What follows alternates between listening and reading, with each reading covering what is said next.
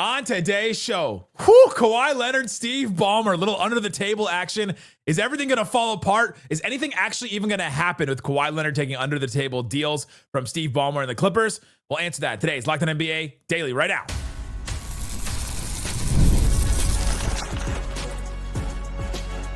You are Locked On NBA, your daily NBA podcast. Part of the Locked On Podcast Network, your team every day. And welcome to Locked On NBA Today. My name is Nick Angstadt, host of the Locked On Mavericks podcast, part of the Locked On Podcast Network, your team every day. Today, I'll be your shot clock Sherpa. Thanks for being an everydayer, making Locked On NBA your first listen. Today's episode, I'm joined by Haize. When's the last time you took an under the table deal, Haize? Oh, last week. Doug paid me off to let him go unrequested. There you go there. Wes Goldberg, have you ever paid somebody under the table? Come on, I'm not a rookie here. What is it? Who do you the cops? You greasing palms over there in Miami? This is how no comment. Wes gets the best tables at every restaurant. Just walks in, crisp 50, just hands it to the major D. Wes Goldberg from Locked On Heat, Haize from Locked On Bulls, myself from Locked On Mavs. We're going to get into some topics today, including PJ Washington gets an extension with the Mavericks. We'll talk about their offseason and grade their offseason. One person from the show that is not here today hates their offseason. That is not a surprise. That is Matt Moore. I'll hear what these guys think about the Mavs offseason. We'll also talk about the Phoenix Suns. Are they not the worst situation in the NBA? Ben Garcia from Locked On Suns doesn't think so. We'll talk about that. But let's start here, gentlemen.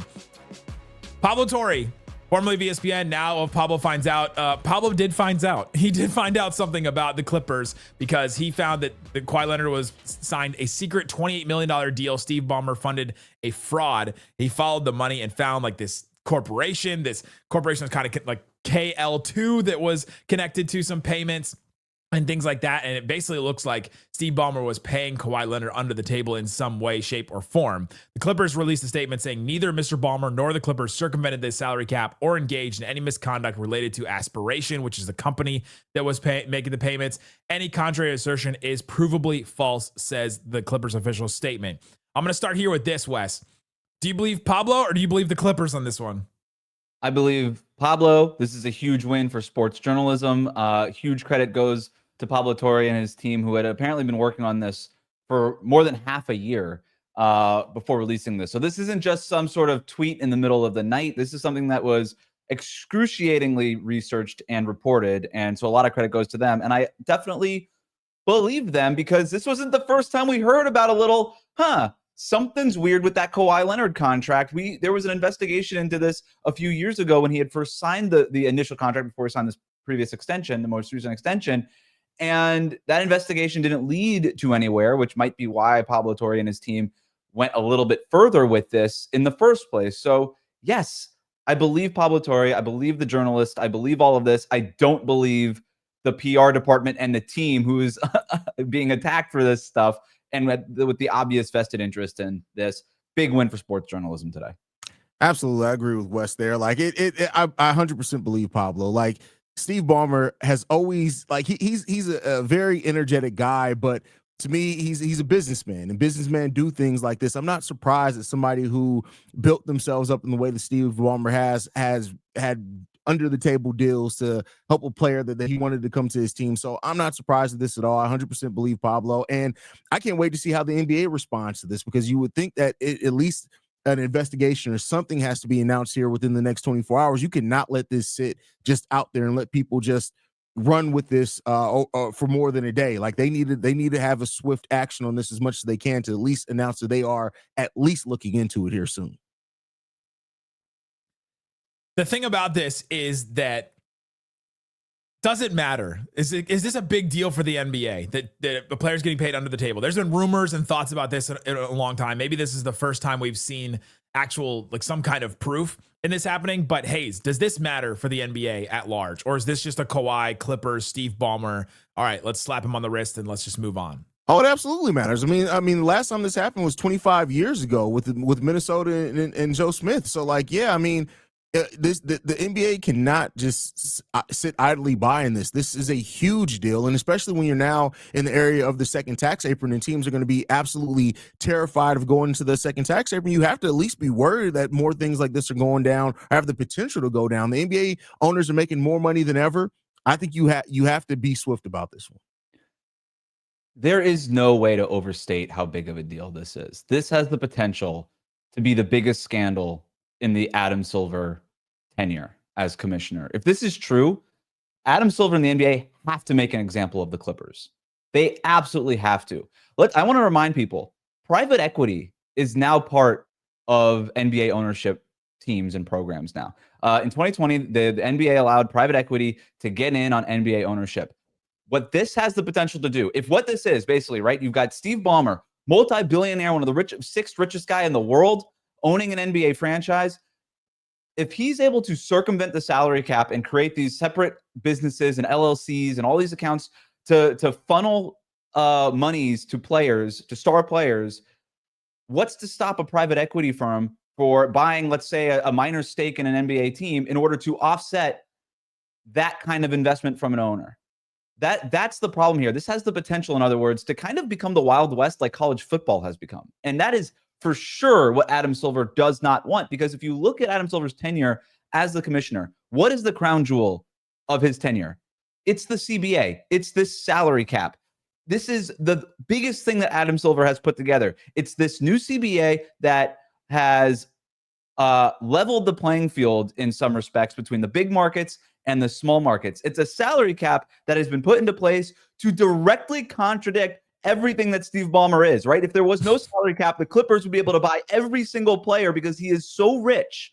Between him and Joe Lacob with the Warriors, like, this is what the salary cap was built to prevent. And now you have an owner and a player, a star player, thinking, doesn't matter. We can find a way to get around it.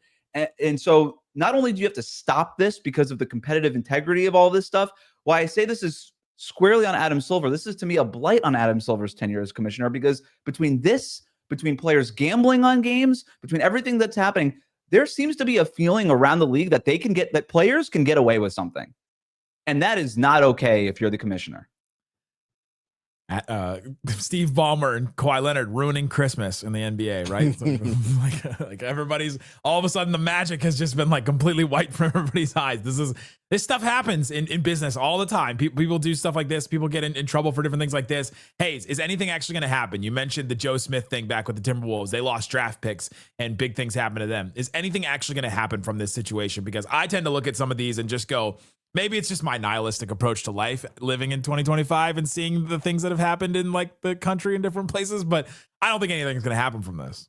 I think something happens. I don't know exactly what it is, what type of fine you could throw down to the Clippers. I mean, they're already one of the oldest teams in the league, so their future isn't that bright anyway. So taking picks away from them would be even more detrimental.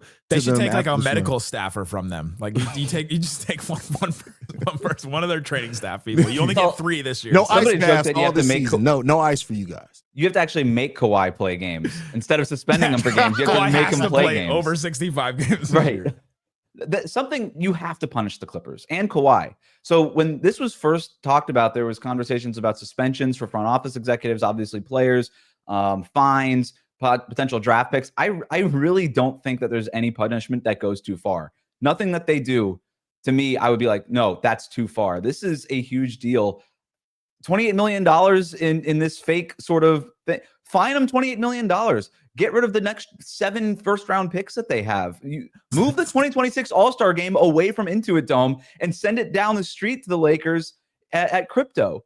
That would really grind their gears. So I don't think that there's a punishment too far, because we're talking about somebody going around the salary cap to get a star player and ruining the trust that fans have in the entire process of this entire whole thing. You've got to punish them. You've got to make an example to make sure this does not happen again, or you lose the trust of the fan base. You should move them to Vegas. just move the, like, we want expansion. We want somebody in Vegas. Let's move them. Let's just move them. That's what they should do. You just want that to happen so that Dallas doesn't move to Vegas. You know, at this point, I'm okay. I'd move to Vegas. At this point, I'll accept my fate if that's what it comes to. Nick, you in Vegas would be priceless. I would come out there just to see you in Vegas. I was in Vegas like 2 months ago. All right, coming up, let's talk about let's do one more thing. Are there any other recent NBA situations that have your antenna up? This Kawhi situation is one. If someone's doing something bad, you think somebody else is probably out there doing something else. We've seen tampering, like the Lonzo Ball situation, the Jalen Brunson situation. We've seen some teams get punished for tampering. Are other teams doing this? Is any other situation have your antenna up where you go, man, Jalen Brunson really didn't take that much money from the Knicks. He took like a big pay cut. It was like an unprecedented thing that Woj reported on like last year. Is anything else have your antenna up? For me, it's just that the Clippers can't be this inept at drafting people, so they need to be investigated, and Doug Branson needs to be one of the people investigated as well. The Clippers or the Hornets? Did I say the Clippers? I meant the Hornets. Okay, the Hornets need to be investigated. The Clippers are on my mind. The Hornets need to be investigated. Our Hornet slander every single day since Doug has left the show. It used to be Clipper slander for me. Now it's Hornet slander for at least the next 2 weeks. There you go. I just want to say, like, for some people wondering like what the difference between this and just other sort of sponsorship deals are, is that Kawhi didn't do any sponsorshipping. He didn't do anything. He didn't do anything for this company and things like that.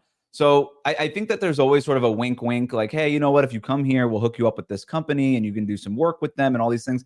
That's fine.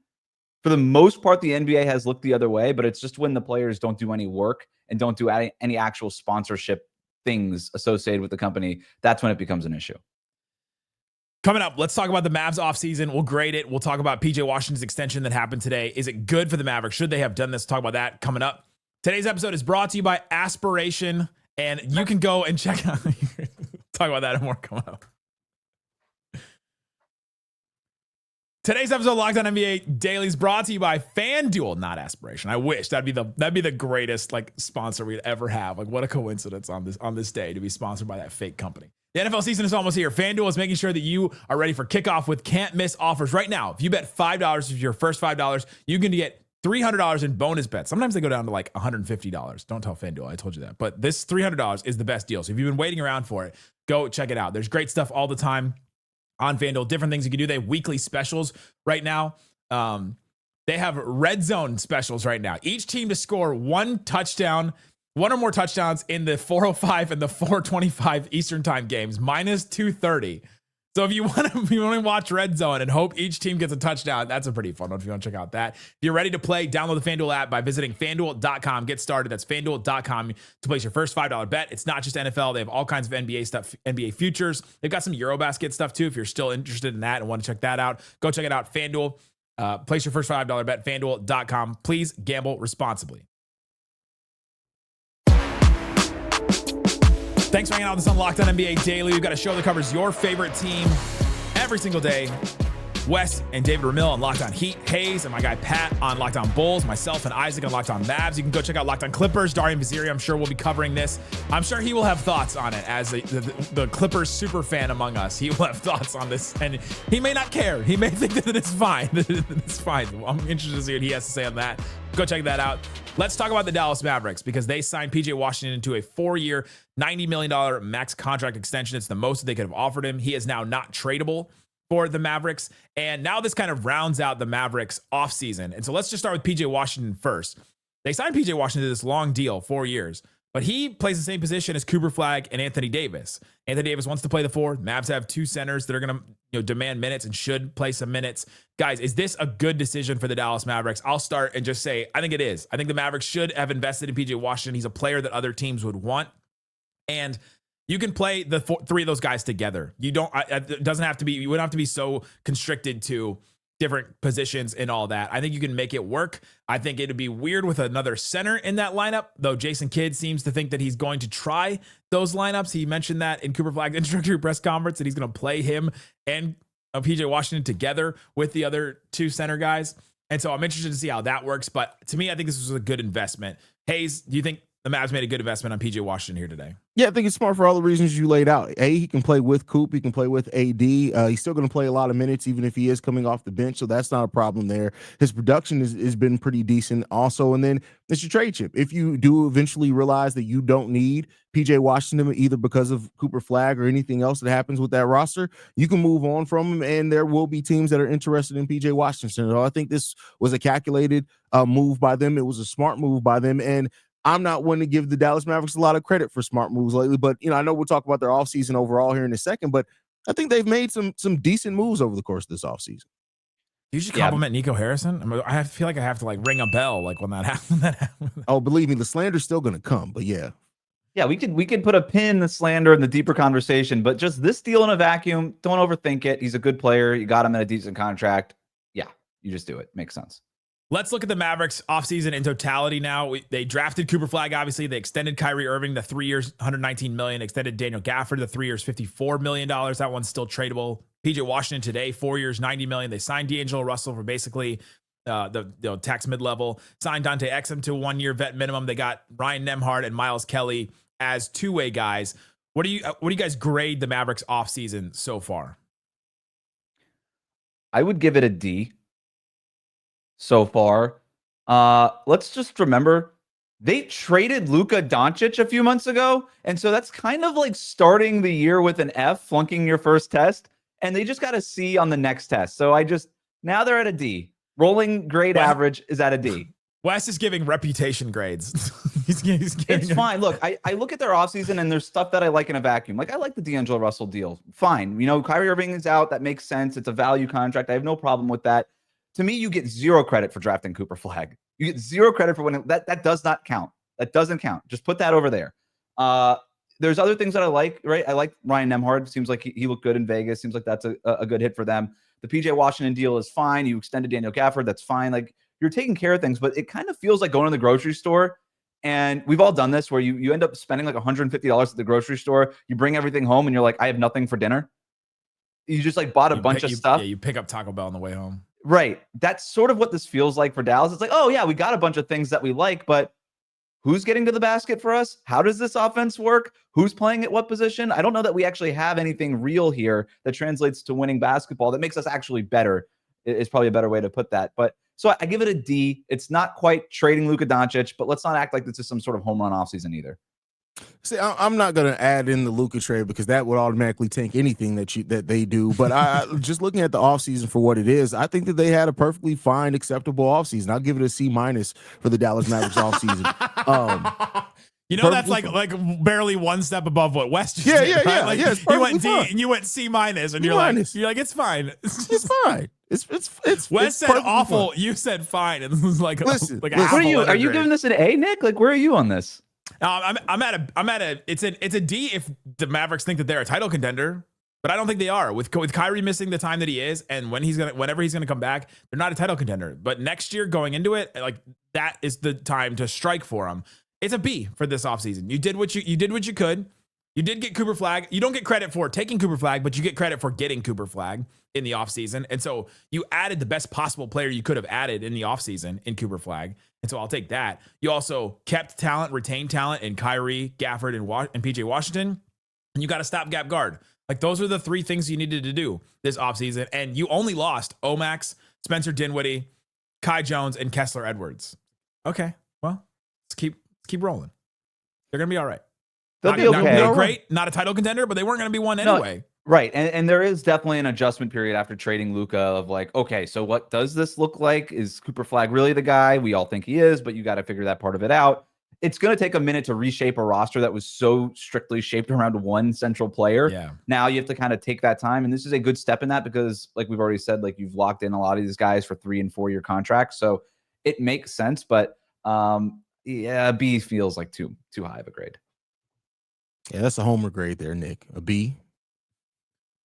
They did fine. And I'm giving them credit for getting Cooper Flagg in there. I mean, you get credit for trading Luka. Why do you get credit for Cooper Flagg? What's the credit? Because he's added to the team now. He is now on the roster. You don't get like I'm not grading how smart the offseason was. I'm grading how good the moves are for the Mavericks now. Wow, so this is like putting your name on the test. No, this is like, okay, I gave all the answers, and I'm like, man, that was a really clever answer. No, you got the right answer. The right answer was Cooper Flagg. Great. I get what you're getting at because you're basically looking at it as like, who could they add in the offseason? They added Cooper Flagg. Either way, regardless if that was the smart move or not, they were able to add Cooper Flagg to a roster after losing Luka Doncic. You do get a little bit of credit for judging the overall offseason for that. And listen, if we're talking about conspiracies in the NBA, the Mavs played their part, and the Mavs do get credit for playing their part and getting Cooper Flagg. You know what? If Nico Harrison was smart at this point, he would just be like, yep, everything you thought was right. I played into the conspiracy. I sent Luka to the star market that everybody wanted. They gave us the first round pick. Yeah, I played the game right. He'll news dump it on Friday when we're still talking about the Kawhi thing. He'll news dump it. He should do it now. The NBA needs that, right? They need one more thing. We're like, hey, there's a conspiracy that they sent Luka, the thing that Mavericks fans hate the worst, more than maybe anything. Put a billboard up. Coming up, let's talk about the Suns, because a lot of people think the Suns are a terrible situation. I think that they're a really bad situation. Talk about a homer take. Our guy, Ben Garcia, thinks they are not the worst situation and thinks that it could actually be one of the best young cores in the NBA. Let's talk about why he is wrong. Coming up, Locked On NBA Daily continues.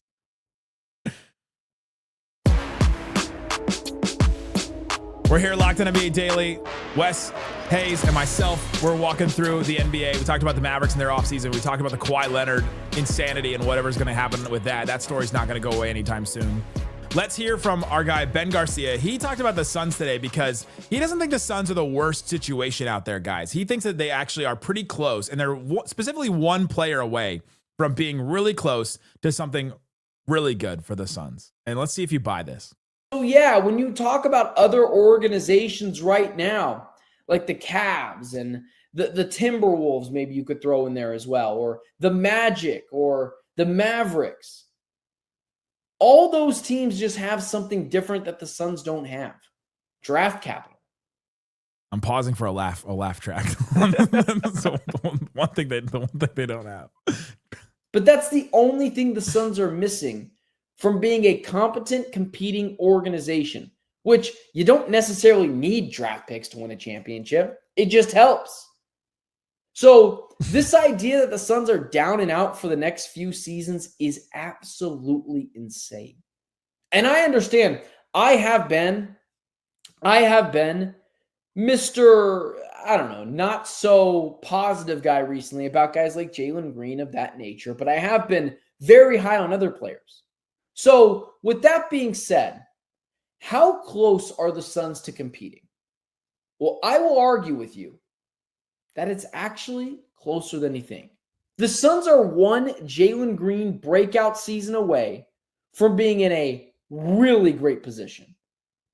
Because then you have things to spend. Or maybe you move off from Jalen Green and you get multiple draft picks in return. Or you move off of Nick Richards or Mark Williams and help bring in assets or recoup assets. But the Suns are this close to having one of the better young cores in the NBA.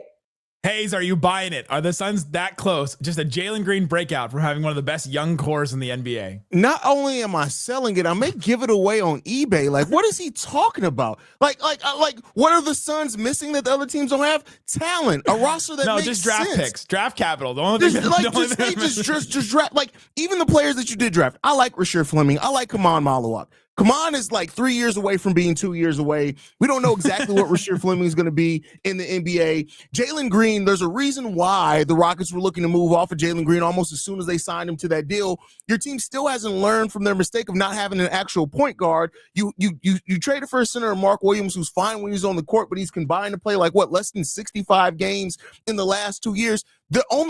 Forget stacking draft picks. You've stacked more questions than anything else. Now, that was already going to happen with you moving on from Kevin Durant, getting rid of Bradley Beal. There are going to be more questions there. But to say that, what do they have that the Pistons and the Wolves do? Come on. What do we? I love Ben, but the copium is at an all-time high, and I think that Locked On needs to start drug testing. That's what I think needs to happen. I don't think we have to in Phoenix. I think. Oh, there you go. It's a dry I'm heat. Push back there. against that notion, Haize. But let's of the drug testing. Just kidding. It is Miami, but look, I love Ben also, and I do think he's right in terms of the Jalen Green part of this. I do think that he's being sort of over. He's a good player. Jalen Green's not a bad basketball player. He was a nice get in the Kevin Durant thing when you were forced to trade from him. Nick, by the way, this is what an A+ offseason looks like. Is what Phoenix just did. They got under the first apron. An A+? I'm kidding. I just wanted to see your reaction. Talk about a team that gets tons of credit. Professor I would hate. Like what? that project, that solar system doesn't even have the sun. Like just arbitrarily handing out grades out of spite. No, but look, this is like George Costanza saying he's just $1 million and a hairline away from running New York City, right? You can't just say, oh, we're just draft capital away. Draft capital is many things. That's like just millions of dollars.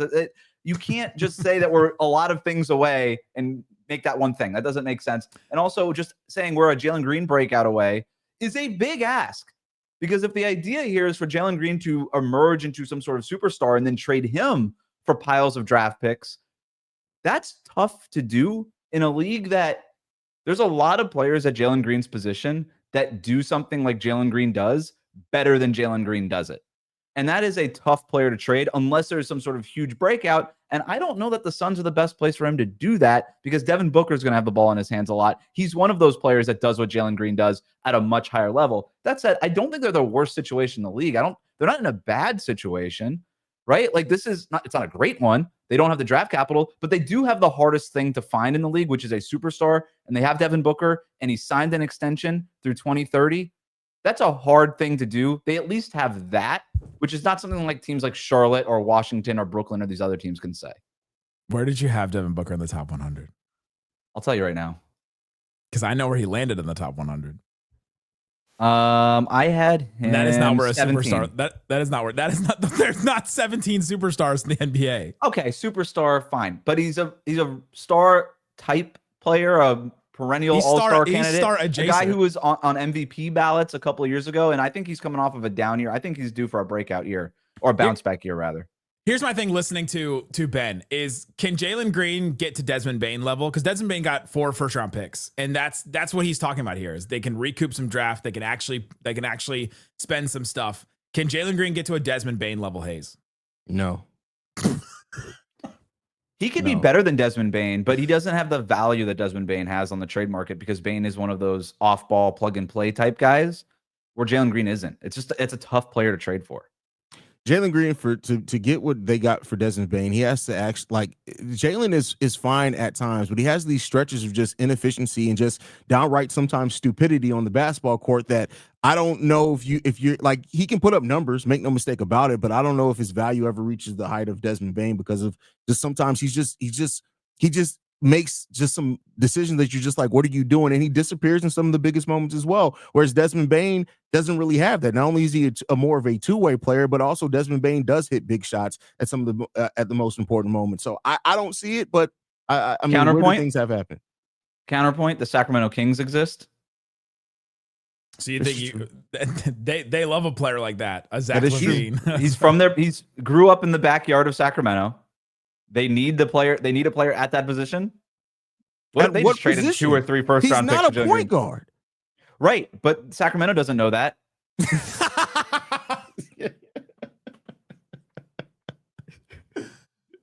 Fair. How quick can I get Matt George to respond to that? Look at their roster. They have no point guards on the roster. And the Suns said same. It's a Spider-Man meme. They might as well be pointing at each other. They don't care about point guard. It is like shooting guard university over there. Well, it's Malik Monk, it's Keon Ellis, it's Zach LaVine, DeMar DeRozan. They have more, right? Don't they have more? They signed Dennis Schroeder, I guess. So Yeah, they did. That's a 1. You got 1-1. Congrats. Oh man. The Suns not the worst situation in the NBA. No. According to Wes. Haize not the worst one? No, they're not the worst situation in the NBA. Counter, they are in the West. And digging out of where they are, I think it's going to be a little bit harder than any of the East teams digging out of where they are. True, but as Wes said, the Sacramento Kings do exist. And they players they don't even have a shovel to dig out of. dig out of. We've come a long way from the Beam team. Wasn't that a great year for Sacramento, the Beam team? 2 and now years ago. Like I know. 24 months ago. And nobody left. Nobody's left except for Sabonis. No, the other part about Phoenix is players do And Matt like George. and Matt George, always there. Players like to play in Phoenix. It's not out of the realm of possibility that another player, and Devin Booker is well respected and liked around the league. Like, it's not impossible to think of that another player might just be like, yeah, you know what? I kind of want to play in Phoenix. Where will Phoenix finish in the standings? Out of the playoffs. I don't have them in the play-in tournament. Yeah, somewhere in the bottom 4 or 5. Yeah, I agree with that. I think Portland better than them? Be better than I think so. They're Who's right below there. them? Who's below them? Sacramento, Utah, New Orleans? Yes. Yeah. They're probably right there with New Orleans. Depends on how many games Zion plays. I'd put Portland above them because at least they can hang their hat on their defense. Which show would you rather host this year? Locked on Suns, Locked on Pelicans? Suns. Come on. Oh, wait, no, but Pelicans, they got billboards, though. So maybe Locked on Pelicans. Pelicans is on their TV station every day. And he has a billboard on the side of the arena. That's nice. Yep. Haize, which one would you rather host? Suns.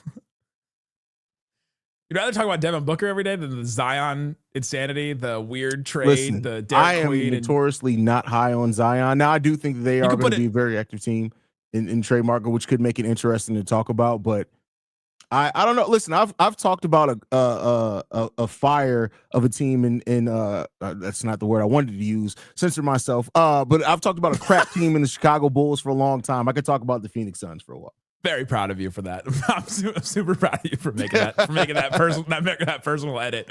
I'll do the Pelicans just because I could have a Zero Fears jersey behind me. Like I could put that in my backdrop and just have that. Other than that, oh, that's why he put 0 as his number. That makes sense. You just figured that out. I did.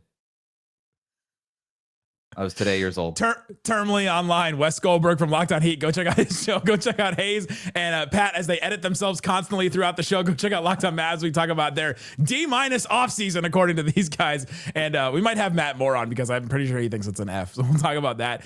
Go check out all the great shows all the time. Go check out Game Night today. Great stuff from them all the time, covering the games and Eurobasket and everything else. Guys, thanks so much for listening to Locked On NBA Daily.